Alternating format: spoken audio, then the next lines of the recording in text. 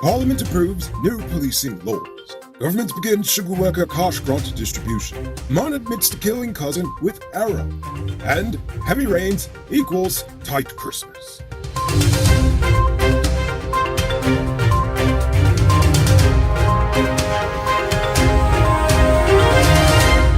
I am Rico Bolford, and this is Uncut News. Do you see news happening? Send us a tip on WhatsApp at 592-659-6154. This morning marked the beginning of the last session of the National Rum Shop for this year. There are several bills to discuss, but they were already able to pass one. Several opposition members joined the government in voting in favor of the Police Amendment Bill 2021.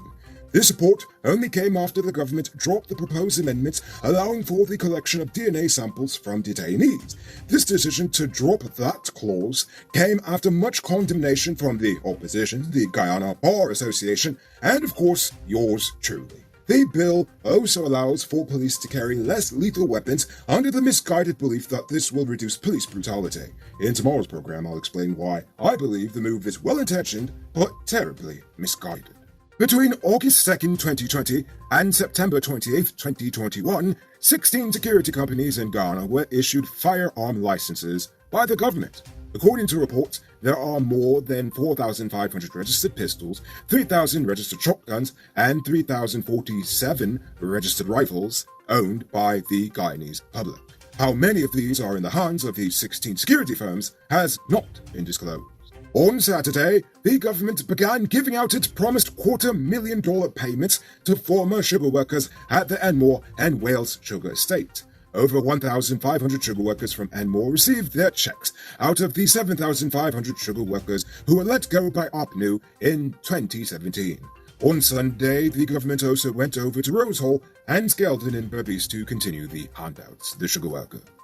On Saturday, the president activated a cabinet-level task force to respond to the current rainy season and potential flood impacts across the nation.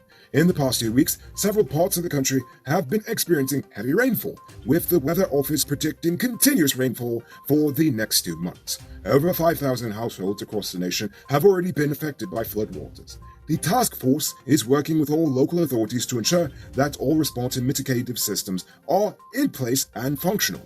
They are also required to offer reports every 12 hours on the flooding situation. Now it's time to tell you about Best Buy's car of the day. Currently on sale is its 2011 Subaru Forester XT. It comes with all-wheel drive, driving modes, Bluetooth, marked rims, new tires, TV, CD, stereo, reverse camera, rear spoiler, and much, much more. Buy cash for $4.7 million. Or pay down as low as $940,000 down with around $106,500 monthly for 4 years, and it is yours. Call or WhatsApp 662-0844 for more info. Or visit the showrooms at Lot 171 Bureau Street, Queenstown, or Lot 2 Lamar Street, and tell them Rico sent you for this sweet deal. Fire Chief Kalmadine Edu is warning Ropes and Bend that someone is defrauding the fire service of possibly millions of dollars. Edu stated that he launched an internal investigation after noticing a disparity in fees collected to the number of safety certificates and other documents being issued from the department. Based on the chart provided to Ben, from February to July 2021, only 956 receipts were accounted for, while some 2,594 documents were issued. Therefore, monies for 1,638 documents issued cannot be accounted for. Such documents include new petroleum licenses, renewed petroleum licenses, and safety certificates of all kinds. Edu is also calling for the person responsible for the transactions to account for the missing money and possibly face criminal charges. A rice mill in Maikoni was robbed of $3.4 million on Friday. The supervisor of Kasundiol Enterprise Inc. rice mill had just returned from the bank with over $3.4 million in cash to pay employee salaries for the week. But when the woman exited her car to enter the building, an unidentified gunman walked up and demanded the money. He snatched it away and fled the scene. As usual, the police have no suspects. 33-year-old businessman David Smith has just pleaded guilty to killing his 19-year-old cousin Dave Boyall in the most stereotypical way possible, over 2 years ago. Smith was accused of drunkenly stabbing his cousin to death with an arrow at Smith's gold mine in Blackwater Island, Bakdam, Cayuny River on March 22, 2019. David was previously arraigned for murder, but he opted to plead guilty to the lesser count of manslaughter. He will be back in court December 17th. You there, Mr. Truckman. Get all your high-quality truck parts at 5 to 15% off during this Christmas season. Nice up your truck and get it ready for work in 2022. Visit Powered Automotive Truck Spares and Engine Parts at 1161 EE Eccles. They are the biggest truck parts store in Guyana with a wide variety of parts and exceptional customer service. Call or WhatsApp 697-0171. After suffering years of abuse at the hands of her husband, 48-year-old Malini Wahid was strangled to death on Friday. Balram Hirlal had reportedly beaten and strangled his wife to death before attempting to take his own life. He's currently in the hospital with no updates about his current condition. Nevertheless, the Ministry of Human Services refuted media reports that Wahid had previously called the 914 domestic violence hotline seeking assistance, but her calls went unanswered.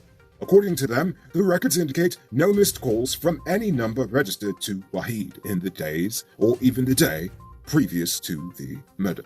It's now time for today's Warner Report. Today, the nation recorded 14 new cases. There are now 1,023 persons dead, 12 in the ICU, 802 in home isolation, and the total number of confirmed cases around the nation now stands at 38,568. So please, wash your hands frequently. Avoid touching your nose and mouth and mask up before you leave the house. When you do leave home, try to avoid enclosed spaces and large crowds, and remember to give 6 feet of space between you and others. Now for the vaccines. So far, 406,072 adults have had the first dose, and 286,437 have had both. As for the teens, 29,743 have had the first dose, and 21,964 are now fully vaccinated. You can move into your very own luxury home in 2022. Lenore Estates West Coast Demerara Properties could have you saying goodbye to your landlord in no time. Call or WhatsApp 592-618-5702 and ask about in-house finance. And now for our stupid news of the day. You know what I think is stupid? The simple and reactive manner in which our country's politicians operate. Not proactive, but reactive. This time I'm talking about the president's rainy season task force. In May, we experienced some of the worst flooding in this nation's recorded history, and the government responded by passing out billions in unaudited funds to people who may have not even been affected by the floods. By the time the waters receded weeks later, international weather monitors had already forecasted that we would experience a La Niña weather pattern during our end of the year rainy season. For those of you who don't know, La Niña causes our region of the world to have a cooler, longer, and wetter rainy season than on average. Seeing the thousands of homes damaged and billions in livelihoods lost from the May-June floods of this year, should have honestly been the cue to the government to help avoid another national catastrophe by proactively preparing for the next upcoming rains. Instead of jetting around the world to lecture uncaring, greedy Western leaders about the rising sea levels and carbon credits, which honestly they really don't care about, I think the president should have focused on ways for the nation to prepare before the rains hit. The government could have cleared and widened the drains, improved irrigation and floodwater management, encourage farmers to harvest their crops early this cycle, and make other necessary plans. But here we are in the middle of December. Millions of crops lost. Thousands of homes flooded. And only now is the president thinking it's a good time to make a task force to address the situation in a half-assed way. Prezi's rainy season task force is not enough. Warning people now to take care of themselves is not enough. And of course, giving farmers money every time it rains is not enough, as it is unsustainable, and it is not going to put a single piece of produce on the table. And while the farmers will walk away with no financial losses through the compensation, it's the regular people shopping at the markets who will suffer the most. This is happening during the Christmas season, meaning that if nothing is done to help save the remaining crop soon, then to quote Sherry Duncan, Christmas is going to be tighter than Leroy Smith's pants. Moving on to our Uncut News Fuse Poll question of the day. Every day we pose a question about current events in Guyana, the region, the diaspora, and how you feel it relates to us. So you give your responses in the comments and we'll read the best ones in the following episode. Friday's question was, the government is getting speed cameras to replace the speed guns. What other tech should the GPF adopt to better serve the public? Adrian Jaman said, body cams for all officers, including traffic, and those that you can't turn off until you return it to your division at the end of the shift to be charged, and daily footage taken off and backed up. Plenty of officers will hate this system and find a new way to bypass it. But they still need it nevertheless. King Tut says, how will they utilize speed cameras when many streets have no names? Oh, that's a very good point. This program will become a white elephant if streets and addresses are not properly organized and documented on a national database.